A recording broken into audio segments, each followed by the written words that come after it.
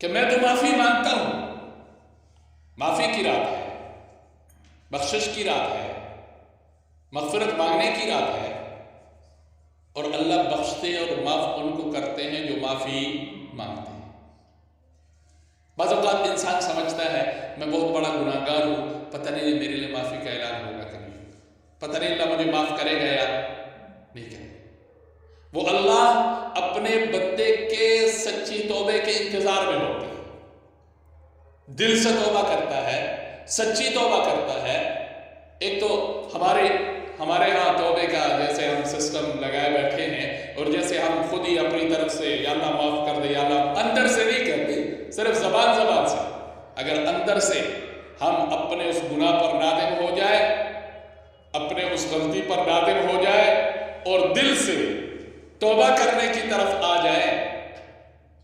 تو 99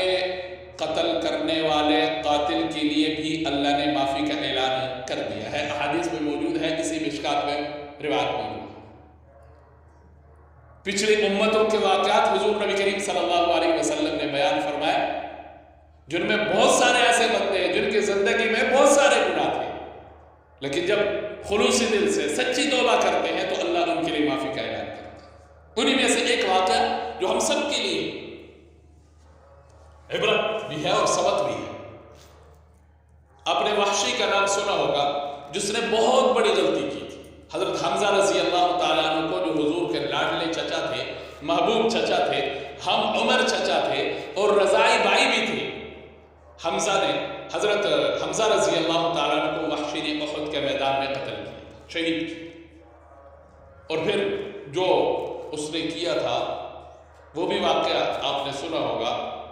ہندا کے پاس رضی اللہ تعالیٰ عنہ بعد میں بنی، اس کے پاس حضرت حمزہ رضی اللہ تعالیٰ عنہ کا یہ سینہ چیر کر، کلیجہ اندر سے نکال کر وہ لے کے آیا تھا، اور حضرت حمزہ رضی اللہ تعالیٰ عنہ کا وہ کلیجہ ہندا نے چبایا تھا، غصے میں اور نفرت کی آگ میں۔ اب یہی وحشی ہے، جب مکہ فتح ہوا تو اس کو ڈر لگ گیا کہ اب میں تو بہت بڑا گناہ کر چکا ہوں، میں نے تو بہت بڑی غلطی کی ہے، حضور کو بڑا دل دکھایا حضور کا، تو اب پتہ نہیں میرے ساتھ کیا کریں گے۔ نکل گیا مکے سے، طائف کی طرف کسی پہاڑی علاقے میں اس نے رہائش اختیار کی تھی۔ اب اس کے پاس بھی اسلام کی دعوت پہنچی، قرآن پہنچا اس کے پاس، تو اس کے دل میں بھی یہ بات آئی کہ میں بھی مسلمان ہونا چاہتا ہوں، میں بھی کلمہ پڑھتا ہوں۔ لیکن ہوا یوں کہ جس بندے کے ساتھ اس کی بات ہوئی، اس کے پاس جو قرآن کریم کی آیتیں لکھی ہوئی تھی، وہ آیتیں تھی وَالَّذِينَ لَا يَدْعُونَ مَعَ اللَّهِ إِلَٰهًا آخَرَ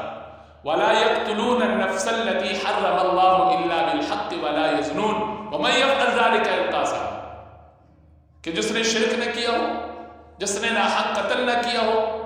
اور جس نے گناہ نہ کیا ہو، تو اس کے لیے اسلام ہے،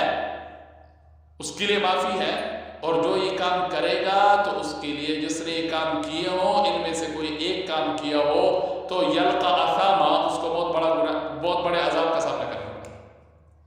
اب وحشی دیکھتا ہے کہ میں نے تو یہ تینوں کے تینوں کام کیے ہیں، شرک بھی مجھ سے ہوا ہے، قتل بھی میں نے کیا ہے، اور گناہ بھی مجھ سے ہوا۔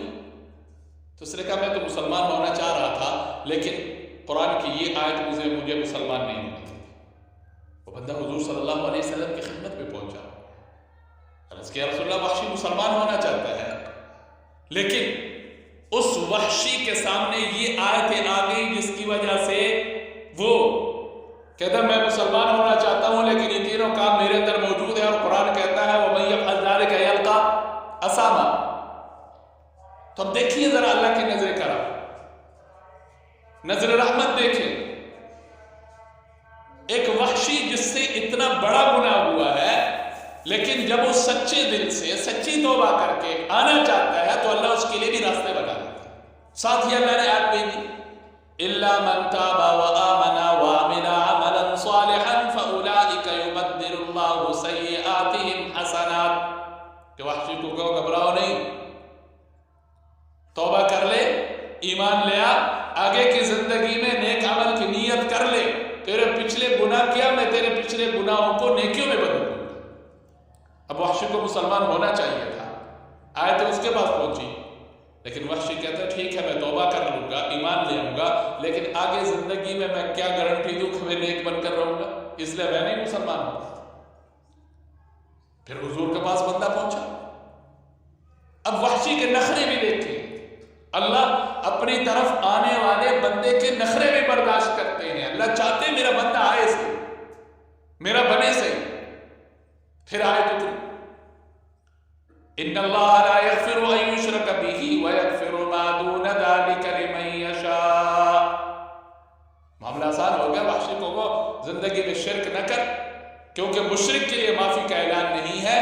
باقی مشرک کے علاوہ جتنے بھی گناہ گار بندے ہیں وَيَغْفِرُ مَا دُونَ ذَلِكَ لِمَن يَشَاءُ، اللہ ان میں سے جس کو چاہے گا معاف کر دے گا۔ وحشی پھر اڑ گئے کہ اللہ فرماتے ہیں جس کو چاہے گا اس کو معاف کرے گا۔ اب پتہ نہیں میرے بارے میں اللہ کی چاہت ہے یا نہیں، مجھے کیا پتا۔ پھر بندہ حضور کے پاس گیا، اب صلی اللہ علیہ وسلم پھر پریشان ہو گئے کہ یہ بندہ ہے، کیا مسئلہ ہے، اس کو کیوں نہیں مسلمان ہوا۔ پھر تیسری بار اللہ کو جبرائیل بھیجنا پڑا اور وہ آیت لے کے آئے، یا عبادی الذین اسرفوا علی انفسہم لا تقنطوا من رحمت اللہ ان اللہ یغفر الذنوب جميعا انہ هو الغفور الرحیم۔ اے میرے نافرمان بندو، اسرفوا علی انفسہم لا تقنطوا من رحمت اللہ، میری رحمت سے مایوس اور نا امید، ان اللہ یغفر الذنوب جميعا، اللہ معافی مانگو تو صحیح، اللہ زندگی بھر کے سارے گناہ معاف کر دے، انہ هو الغفور الرحیم، وہ معاف کرنے والا بھی ہے، اور صرف معاف نہیں کرتا بلکہ معاف کر کے رحم والا معاملہ بھی بندے کے ساتھ کرتا ہے۔ مسند امام اعظم میں انہی آیات کے نیچے امام اعظم ابو حنیفہ رحمہ اللہ تعالیٰ نے اپنی روایت سے اس واقعے کو بیان کیا جو وحشی کے اسلام لانے کا واقعہ ہے۔ تو ہم ذرا سوچے سے، وحشی کتنا بڑا گناہ اس سے ہوا، پھر حضور کی خدمت میں آیا، اب صلی اللہ علیہ وسلم نے اس کو کلمہ پڑھایا اور فرمایا وحشی آئندہ میرے سامنے نہ آیا کر، کیونکہ تو جب میرے سامنے آتا ہے نا تو مجھے اپنا چچا یاد آتے ہیں، میرا دل دکھی ہوتا ہے، وہ تیرے بارے میں خطرناک ہے، اس لیے جا، تیرا اسلام قبول ہے، تیرا کلمہ پڑھنا قبول ہے، تیرے معافی کا اعلان ہے، لیکن میرے سامنے نہ آیا۔ تو اللہ کتنے رحیم اللہ ہے، اتنے بڑوں کو، بڑے بڑے گناہگاروں کو معاف کرتے ہیں، ہم تو پھر بھی حضور کی امت ہیں۔ حضور نے ہمارے لیے دعائیں فرمائی ہے، اب صلی اللہ علیہ وسلم نے رب سے ہمارے لیے مانگا ہے، اس لیے ہم بھی کوشش کریں کہ جو ایسے موقع ہوتے ہیں، اگر رمضان کا مہینہ آ رہا ہے، مغفرت کا مہینہ ہے، رحمت کا مہینہ ہے، بخشش کا مہینہ ہے، لیکن وہاں پر بھی اب صلی اللہ علیہ وسلم نے ارشاد فرمایا بڑا بدبخت ہے، بڑا بدنصیب ہے وہ انسان جس کے اوپر رمضان کا مہینہ گزر جائے اور وہ رب سے اپنے آپ کو معاف نہ کرا سکے۔ اس لیے کوشش کرنی چاہیے،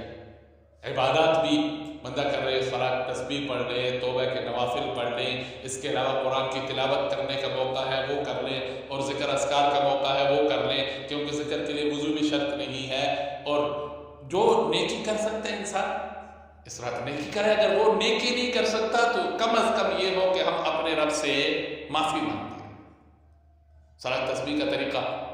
عام کتابوں میں لکھا موجود ہے، آپ لوگ پڑھتے بھی رہتے ہیں، اس لیے کوشش کرنی چاہیے۔ اور بعض روایات میں جن کے لیے معافی نہ ہونے کا اعلان ہے ان میں ایک تکبر کرنے والا بھی ہے، اسی طرح غیبت کرنے والا، اسی طرح چغل خور، یہ بھی بعض روایات میں ہے کہ جب تک وہ اپنے ان عادات سے، ان گناہوں سے توبہ نہیں کریں گے تو اللہ ان کے لیے معافی کا اعلان نہیں۔ کوشش کرنی چاہیے، رات کل کی رات ہے، اللہ ہم سب کو یہ رات خیریت کے ساتھ، عافیت کے ساتھ نصیب فرمائے، اور اگر ممکن ہو سکے، آسانی ہو تو اگلے دن کا بندہ روزہ رکھے، کیونکہ حضرت علی رضی اللہ تعالیٰ عنہ کی روایت ہے میرے خیال میں، اس میں رسول اللہ صلی اللہ علیہ وسلم نے ارشاد فرمایا اذا كان ليلة النصف من شعبان فقوموا ليلها وصوموا يومها، رات کو اپنے رب کے سامنے، اپنے رب کے حضور گڑ گڑاؤ اور صوموا يومها، اور جو 15 شعبان کا دن ہے اس دن اللہ کے حضور روزہ رکھ کر اپنے آپ کو اللہ کے حضور پیش کرو۔ کوشش کرنی چاہیے، اللہ ہم سب کو عمل کی توفیق نصیب فرمائے۔